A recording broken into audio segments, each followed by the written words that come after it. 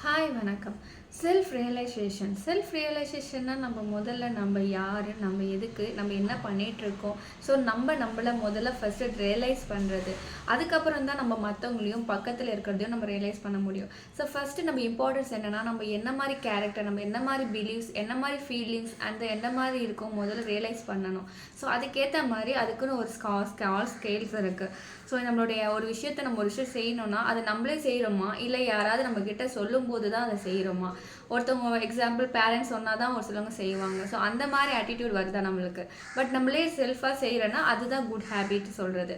So ஒவ்வொருத்தவங்க அப்படி இருக்க மாட்டாங்க. ஒருத்தவங்க சொன்னால் தான், இன்ஸ்ட்ரக்ஷன்ஸ் கொடுத்தா தான் அது செய்கிற மாதிரி ஒரு ஆக்டிவிட்டீஸ் இருக்குது. அதே மாதிரி அவங்க பர்சனல் கேரே பண்ண மாட்டாங்க. But personal care is very important for self realisations. நம்மளை முதல் தன்னிறைவு அடையணும்.